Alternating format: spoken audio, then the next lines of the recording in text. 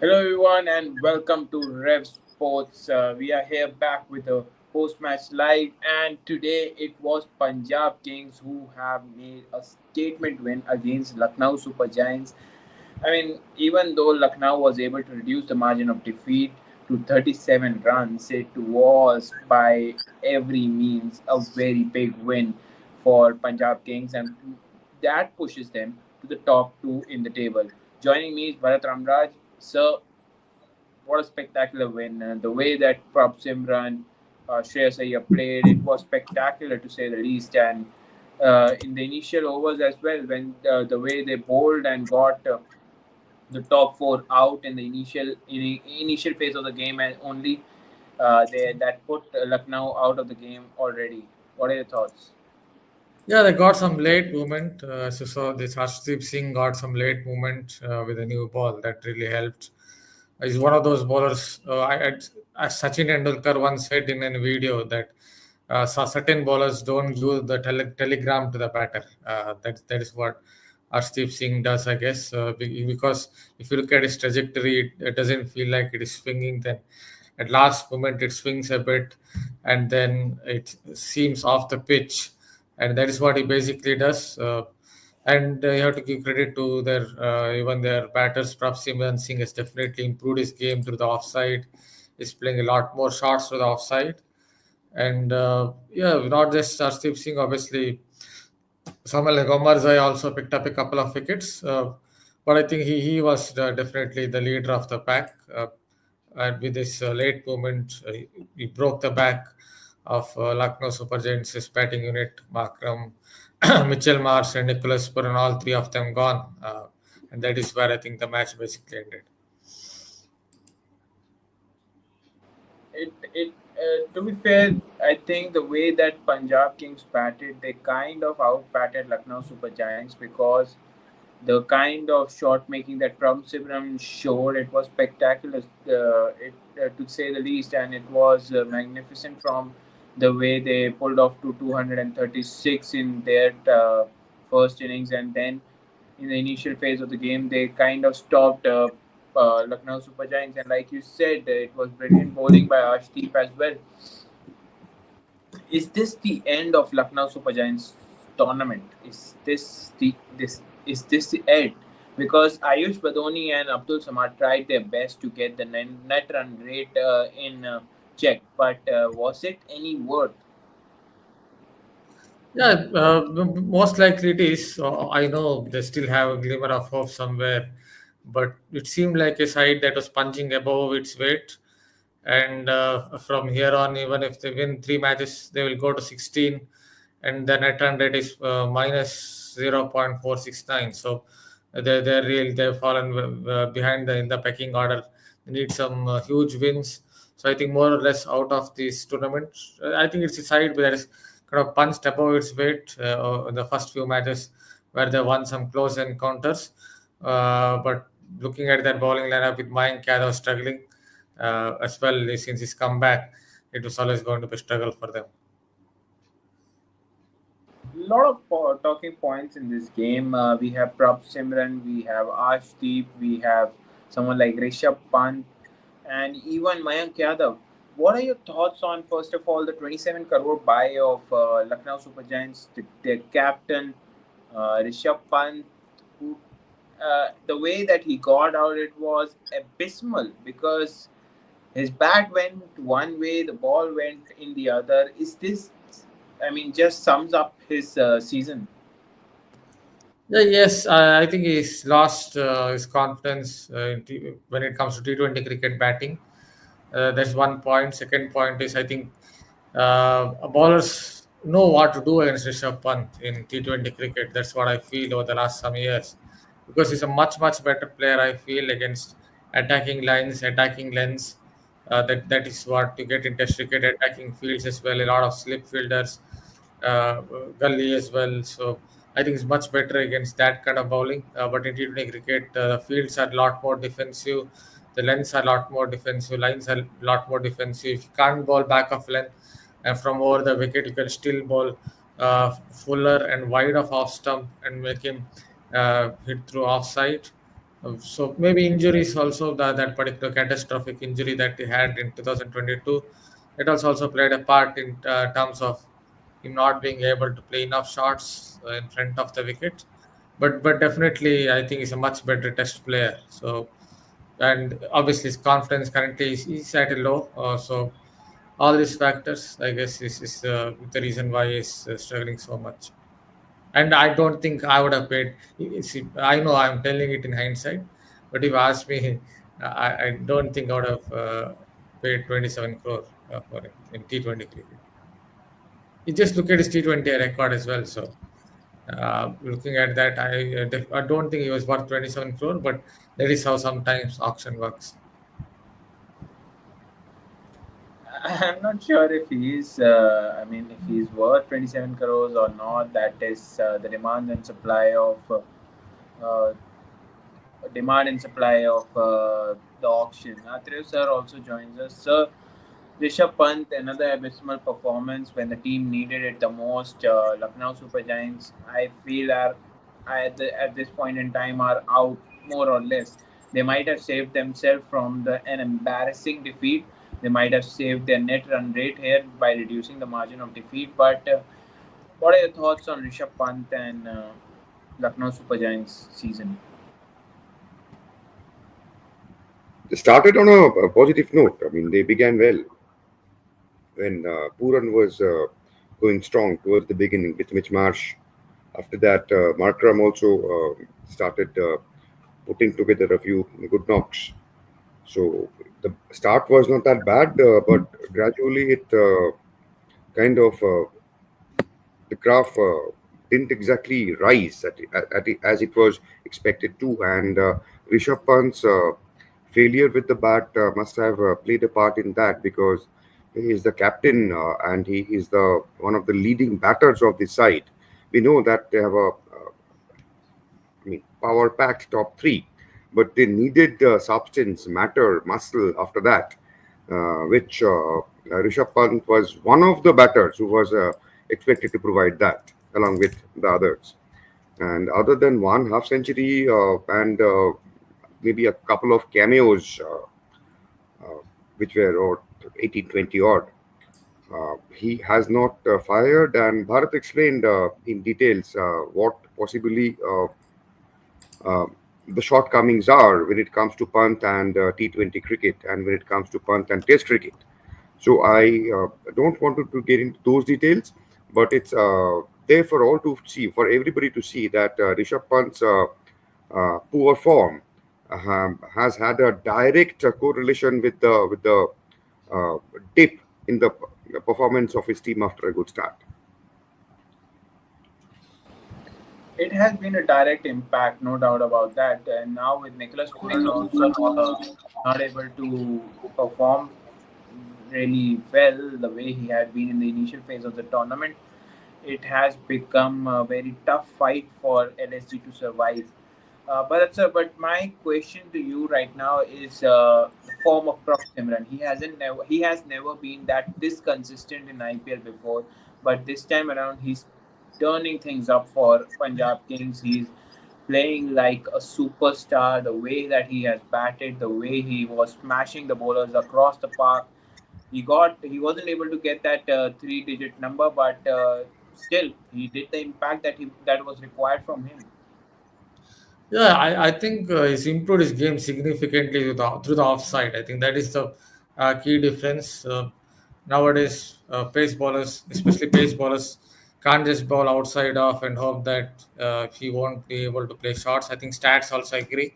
I'm pretty 100% sure the stats also agree. I just saw some stats as well that he's improved his game significantly to the offside. I think that is the telling difference that's made to his game, that is able to play a lot of these cut shots, a few lofted shots, maybe the ramp as well over the keeper's head. These are the kind of shots that Prab Simran didn't have in the past. So credit to him, credit to Punjab Kings as well for sticking to him, because they could have left him out. Because for the first four seasons he scored only 73 runs or something on those lines, 3 4 seasons. and then there were a couple of seasons where he averaged 23 and 25, and only this season is really fired. So Punjab Kings could actually, looking at how they usually go about releasing players, they might have. I thought they might have released him by now, but they stuck to him for a while, and good to see that he's doing much better. I think he also understands now that he can play long innings. It's not just about scoring 15, 20 at the top of the order. He can play long innings if he gets in. So that's another factor. But I think the most important aspect of his game is how much better he is now through the offside. His game has improved significantly well, and it has come for the betterment of Punjab Kings, who are now flying into the top two of the table. Atir sir, your thoughts on how Punjab has been dominant this season under Shreyas Iyer? His captaincy has kind of uh, propelled them into the top two now, and almost on the brink of qualification for the playoffs. I think they are in the race for one of the top two spots. It's not just qualification anymore. And Shreyas Iyer's captaincy, Shreyas Iyer's batting, everything has contributed to the position that Punjab Kings are in at the moment. And I was just thinking while we were having this chat, we were talking about the top three of LSG side. And in the past, we have spoken about the top three of Hyderabad. Those are the teams which were known for their firepower in the top three region. And Punjab Kings is similar, isn't it? I mean, Arya, Prabshimran, and Shreyas are at the top three. They contribute a lot of runs. The difference between Punjab and the other teams so far has been that they have found runs from the middle order as well. Today, we saw that Shashank Singh contributed. He has done that in the past as well, and we have seen that the likes of English and Stoinis, they are also chipping in with some quick runs, and Jansen has done that also in the past. So they are finding runs from their uh, middle order, lower order as well, and that has been one big difference between Punjab Kings and some other teams which are also very powerful in the top three. So that's also equally notable, other than Ayer's captaincy and everything else.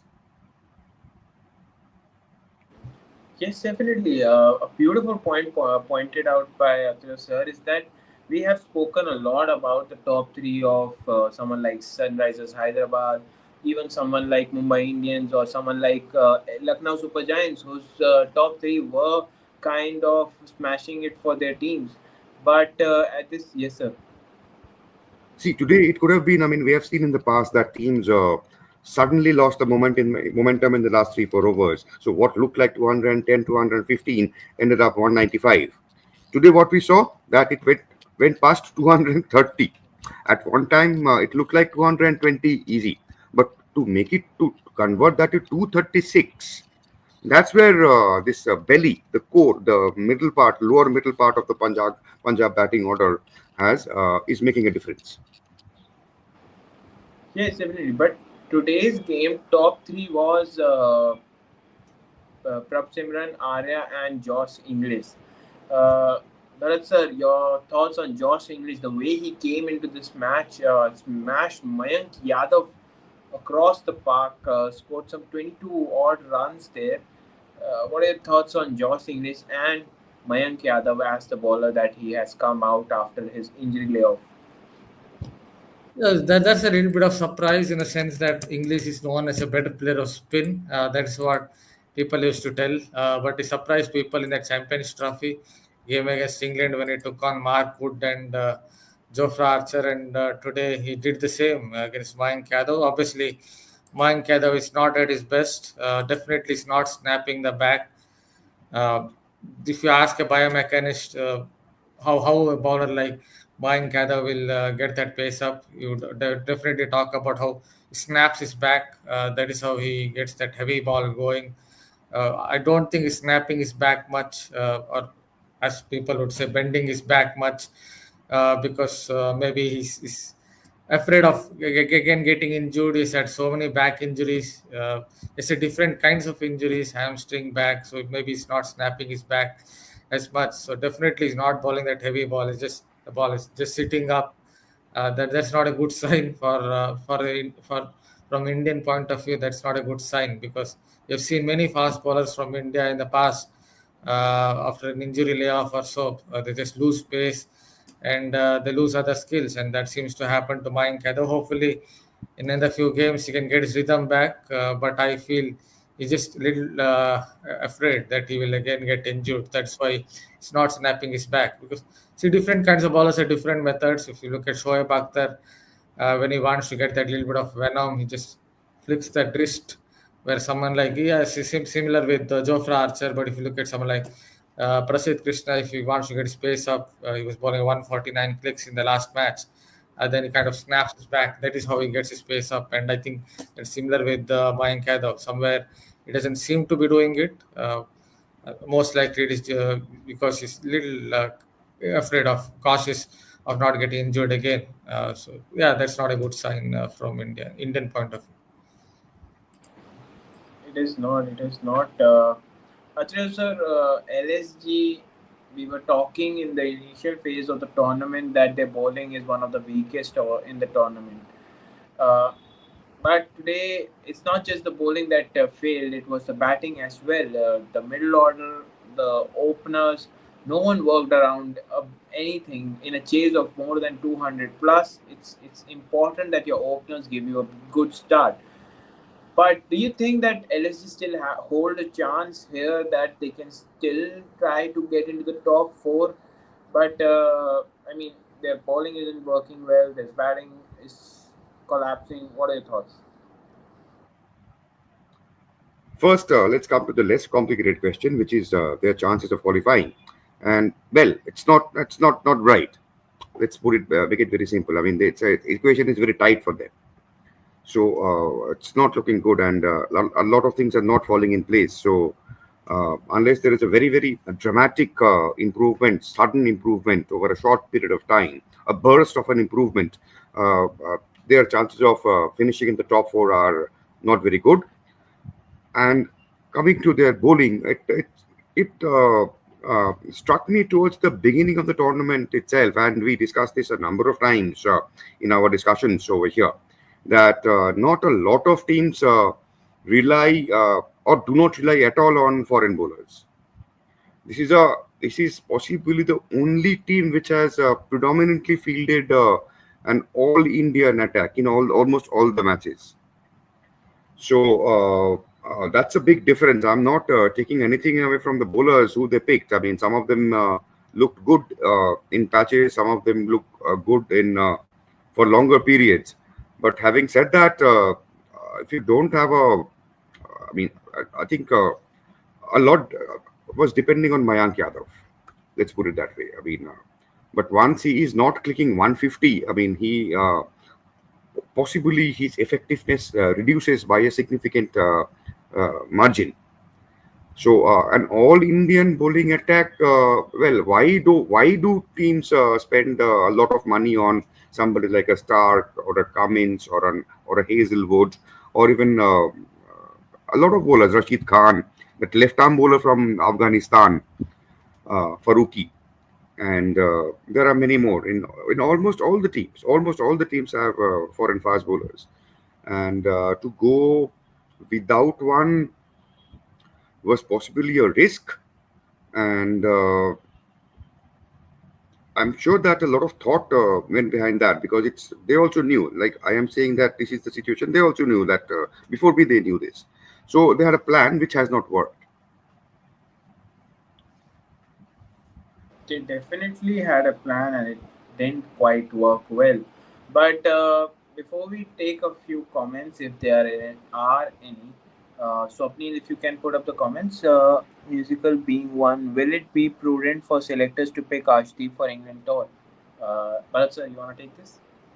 Yeah, already done a YouTube video in it about this. Arshdeep Singh, I've already picked him in my mind because he gets that little bit of late swing. If you look at the trajectory of the ball, Maybe you can go back to some old videos of Sachin Tendulkar himself when he talked about how a swing bowler shouldn't give the telegram to the batter, and that is what he does. That is what he does well, because the moment that he gets, whenever he gets that moment, it's a little bit late.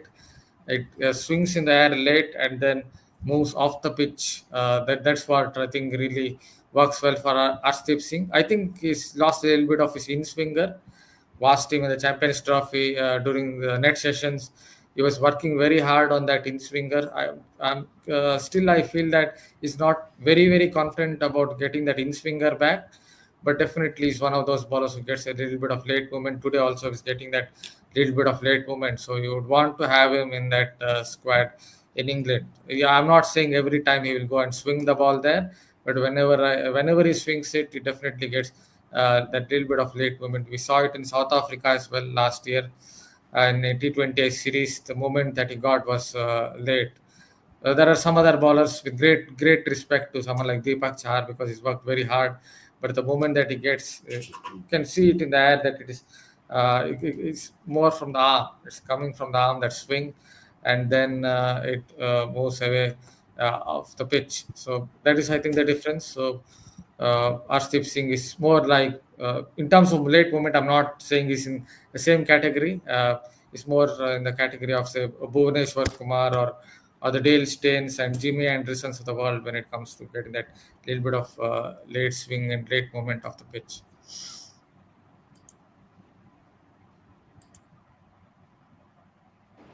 RN says, Sanjeev sir, please look beyond your love story with wicketkeeper captains MS for Pune, KL, and RP for Lucknow. Acharya sir, what are your thoughts on this now? It's an interesting one. Lucknow, I mean, Goenka's franchisee cricket has some affection towards keeper batters. I mean, I Well, don't think captain for I Pune, get it. but I get it. It was a bit puzzling, but I get it now. All I can say is that MS and Pune, one year KL and they RP. reached the final.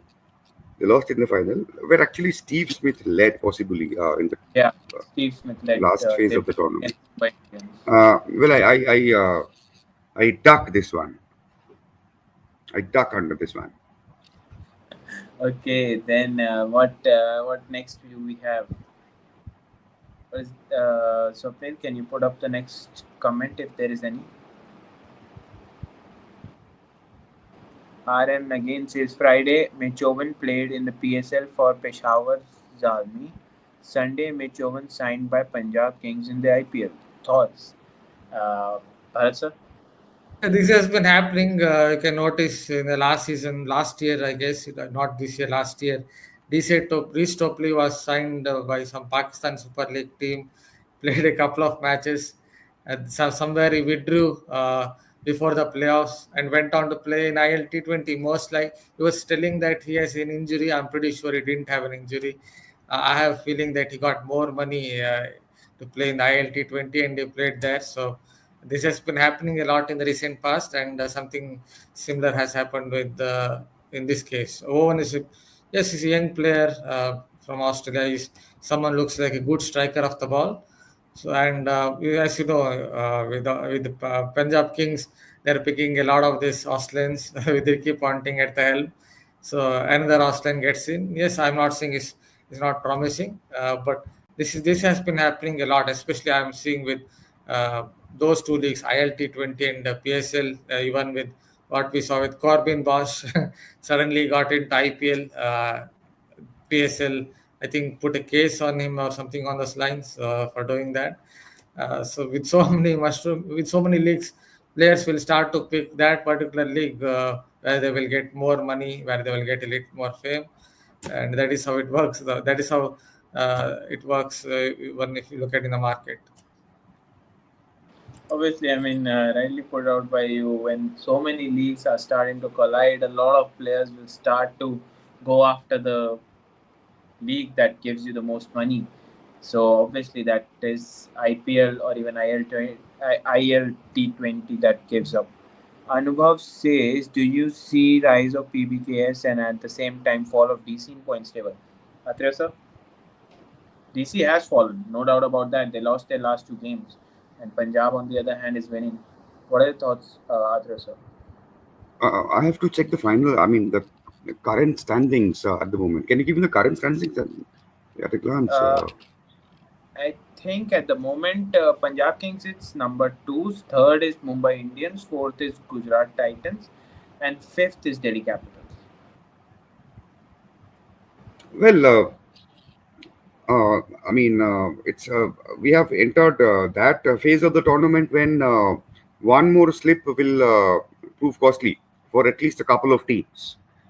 There are four slots available, and taking, I mean, including Lucknow and Calcutta, I take them into one. There are six teams in contention. So at least two of them or three of them will not make it, and that will happen because of maybe one defeat. Unless you are Bangalore, who are on top with 16 points and with some kind of a cushion. For the rest, the cushion may not be that prominent. So it's difficult to say whether it will be PBKS or DC. Punjab will play, I think, two more matches in Dharamshala, and today they got off to a good start in Dharamshala, which is a venue where they didn't do well in the last few years.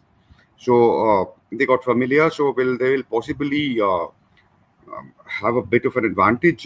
Difficult to say, but at the moment, if you are, I mean, Mr. Anubhav, if we are talking about strictly between these two teams, Punjab and Delhi, at this point in time, Punjab looks better.